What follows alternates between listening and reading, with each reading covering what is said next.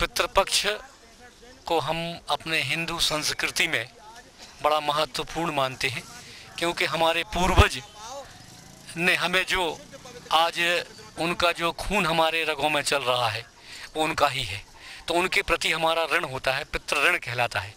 इसको सिर्फ पितृ ऋण को चुकाया जाता है श्राद्ध पक्ष में इस पितृमोक्ष कार्य करने से ही। और पितृमोक्ष के लिए सबसे बड़ा कार्य है पानी के माध्यम से। भगवान राम ने भी यही कार्य किया था।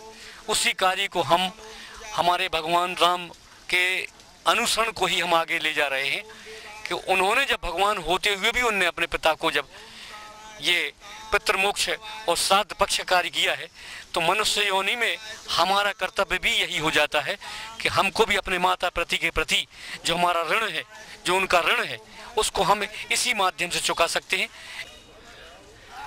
वेदोक्त पुराण में कहा गया है कि व्यक्ति हमेशा सत्कर्म तो करता है, सत्यनारायण कथा से लेकर भागवत तक का आख्यान, परंतु अपने माता पिता को नमन करने के लिए वह कभी समय नहीं दे पाता है।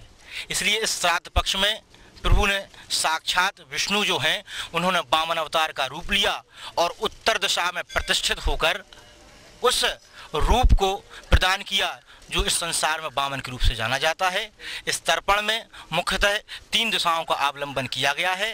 प्रथम पूर्व दिशा में सर्वत्र सृष्टि में सनातन धर्म जो है वह प्रकृति उपासक है। प्रकृति में फैले हुए असंख्य जीवों को हम स्तुति करते हैं कि अगर हमारे जो भूले विषय पित्र हैं इन योनियों में हैं तो इनसे मुक्त होने के लिए हम उन सूर्य नारायण भगवान से प्रार्थना करते हैं कि जिस प्रकार से आप धूप पापा नदी में बहते हुए जल से इस संसार को प्रकाशमान करते हैं, वैसे ही हमारे पितरों को सूक्ष्म से जीवांश प्राप्त कराएं।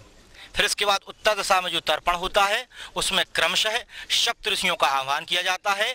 इसके अधिष्ठाता देवता श्री सूर्य नारायण के निरूपण रूप, श्री विष्णु भगवान के निरूपण रूप वामन महाराज हैं, जिनके लिए मुख्य रूप से कुशा के जड़ों के द्वारा तर्पण कराया जाता है।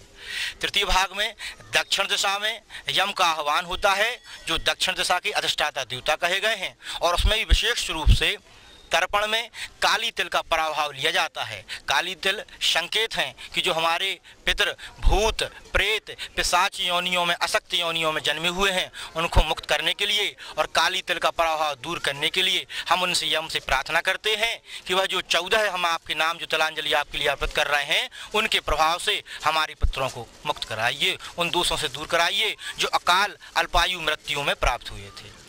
पितृपक्ष जो पूर्वज अपने हैं स्वर्गवासी हो गए हैं, इन 15 दिनों में बड़ा शुभ माना जाता है और जो भी हम कार्य करते हैं इनके लिए वह उनके कोष में जाता है। और हमारे पितृ जो कार्य करते थे, जो सोचते थे, उसी के आधार पर हम चलते हैं। 15 दिन भोजन कराते हैं ब्राह्मणों के लिए और 15 दिन ऐसे हम कोई ऐसे काम ना करें जिससे हमारे पितरों को दुख पहुँचे। पितरपक्ष में आग लगी है जगत में, बरस रहे अंगार, ये ना होते संत जगत में जल जाता संसार। मैं सबसे पहले उन सब संतों को, उन बुजुर्गों को, उन माँ और बाप को अपना माथा रख के चरण वंदना करता हूँ और ये कहता हूँ कि ये जो हमारे यहाँ श्राद्ध चल रहे हैं इसका जो पुण्य है, अभी जो भी हम लोग किसी को कोई चीज़ देते हैं तो वो हमारे पूर्वजों को प्राप्त होती है। ये तर्पण के विषय में जो है वह ऐसा है कि सूर्य को नमस्कार करना तो ज़रूरी है प्रतिदिन। बाकी जो कुंवार के महीना में है तो ये सूर्य नारायण जो है अपने उत्तरायण की तरफ यानी ऐसे रहते हैं कि बहुत गर्मी पड़ती है और उसी समय पितरों को भी अपने तर्पण करना पड़ता है। और पितरों को जो है इसलिए करते हैं कि इतने समय जो है पशु पक्षी जो हैं वो अपने भोजन के लिए भी निकलते हैं और उससे जो है तर्पण करके उनको श्राद्ध करते हैं और उसके लिए अपने जो है पक्षियों के लिए भोजन देते हैं। और पुराणों के अनुसार भी जब पानी दिया जाता तो निश्चित तौर पर पितरों को संतुष्टि मिलती है और उस आदमी को भी फायदा होता है जो अपने पितरों को पानी देता है, क्योंकि उनका आशीर्वाद हमेशा उसके साथ बना रहता है। मगर वर्तमान भौतिकवादी युग में युवा पीढ़ियों को अपने जिंदा माँ बाप को भी सेवा करना चाहिए और उनका सहयोग लेना चाहिए कि हमें आध्यात्मिक दृष्टि से धार्मिक आवश्यकता ही ना पड़े कि हम अपने पूर्वजों को पितरों में पानी देना पड़े। इन्हीं की बात माननीय पाठक जी ने जो आध्यात्मिक, सामाजिक और धार्मिक संबंधों की व्याख्या की है। धन्यवाद। नवरात्र, दीपावली और होली के पहले पितृपक्ष का पर्व मनाया जाता है। दशहरा और राखी 1 दिन, होली कुछ दिन, दीपावली 5 दिन, नवरात्र 9 दिन तथा पितृपक्ष ही एकमात्र ऐसा पर्व है जिसे 15 दिनों तक हम मनाते हैं। इस पर सामान्यतः सूतक या अमंगल की भ्रांति जोड़ दी गई है। कदाचित इसी कारण लोग पितृपक्ष में मंगल कार्यों और नूतन वस्तुओं की खरीदों से बचते हैं, पर कुछ के अनुसार यह भ्रांति गलत बताई गई है। श्राद्ध पक्ष में पूरा घर उत्सव में डूब जाता है क्योंकि इन्हीं दिनों पितृ आते हैं। यही कारण है कि उत्सव के निमित्त नित्य खीर, पूरी और अन्य व्यंजन बनाए जाते हैं। चूँकि पितृ देवतुल्य हैं और वे स्वयं पधारते हैं, इसीलिए उनका उत्सव देवताओं के पधारने के उत्सव जैसा ही गरिमामय रूप से मनाया जाता है। शास्त्रों में श्राद्ध के अनेक प्रकारों का उल्लेख मिलता है, जिनमें से एक है हिरण्य श्राद्ध तथा दूसरा अरण्य श्राद्ध है। हिरण्य श्राद्ध में जिसके पास सोना अर्थात बहुत धन संपदा है, वह बहुत कुछ दान करके अपने पितरों को संतुष्ट तथा खुश कर सकता है।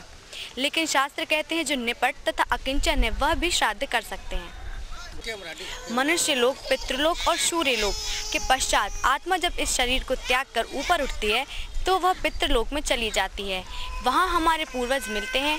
परिवारों में ऐसा भी कहा गया है कि जब बच्चों की आदत अपने दादा दादी या अमुक रिश्तेदार पर गई हो तो ऐसा इसलिए कहा जाता है कि हमारे पूर्वजों का प्रभाव आने वाली संततियों पर भी पड़ता है। साधारणतः कहा जाता है कि जब आत्माएं दुखी होती हैं वे श्राप देती हैं। यही श्राप पितृदोष कहलाता है। पितृदोष जन्म जन्मांतर पर अपनी संतानों की कुंडली पर बनी रहती है जब तक इसे शांति ना दिलाई जाए, अतः इसे अत्यधिक श्रद्धा से मनाया जाना चाहिए। पितरों को तृप्त करने के लिए जलदान किया जाता है, इसी को तर्पण कहते हैं। तर्पण में दोनों हाथों में जल लेकर जिनका तर्पण करना है नाम लेकर जल छोड़ा जाता है। तर्पण के लिए योग्य पात्र परिवार में सबसे ज्येष्ठ व्यक्ति होता है। यदि पिता का तर्पण करना हो तो उसके लिए ज्येष्ठ पुत्र होगा। ज्येष्ठ पुत्र द्वारा तर्पण ना किए जाने की स्थिति में छोटा पुत्र भी तर्पण कर सकता है। पुत्र ना होने की स्थिति में भाई द्वारा भी तर्पण किया जाता है। तर्पण के लिए तीर्थ स्थान श्रेष्ठ माने जाते हैं। तीर्थ पर तर्पण ना कर पाने की स्थिति में नदी, तालाब या जलाशय आदि के किनारे तर्पण करना भी श्रेष्ठ बताया गया है। घर पर किया गया तर्पण भी श्रेष्ठ माना जाता है। तर्पण के लिए श्रेष्ठ समय पुतप काल बताया गया है। यह काल दोपहर 1 बजे से 3 बजे तक का माना जाता है। तर्पण से पूर्व विष्णु भगवान का पूजन किया जाता है। शास्त्रों में भी बताया गया है कि भगवान श्री रामचंद्र ने अपने पितरों तथा पूर्वजों का तर्पण गया जी में किया है।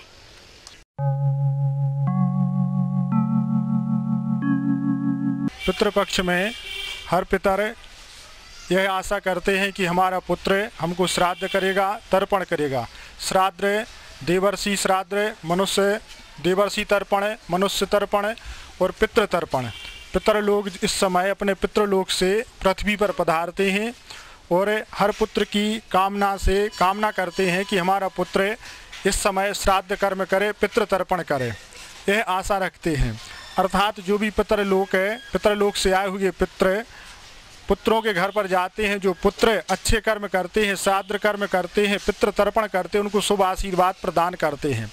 यहाँ तक वेदों में लिखा है कि जो पुत्र इस श्राद्ध पक्ष में अपने पितरों के निमित्त कुछ भी दान पुण्य या पितृ तर्पण नहीं करते हैं, ऐसे पितर उनके प्रेत योनि में जाते हैं और प्रेत योनि में जाकर वह पुत्रों का रक्तपान करते हैं। इसलिए हर पुत्र का यह कर्म है कि यह 16 श्राद्धों में तर्पण अवश्य करें, पितृ तर्पण अवश्य करें और श्राद्ध अवश्य करें, ताकि उनके पितर उनको शुभ आशीर्वाद प्रदान करें और उनके पितृ प्रसन्न होकर उनको शुभ आशीर्वाद देकर फिर पितरलोक में पुनः पधारें। ऐसा यह कर्म है। इसलिए श्राद्ध कर्म में पितरों के निमित्त अवश्य दान पुण्य श्राद्धों अर्थात तर्पण अवश्य करना चाहिए।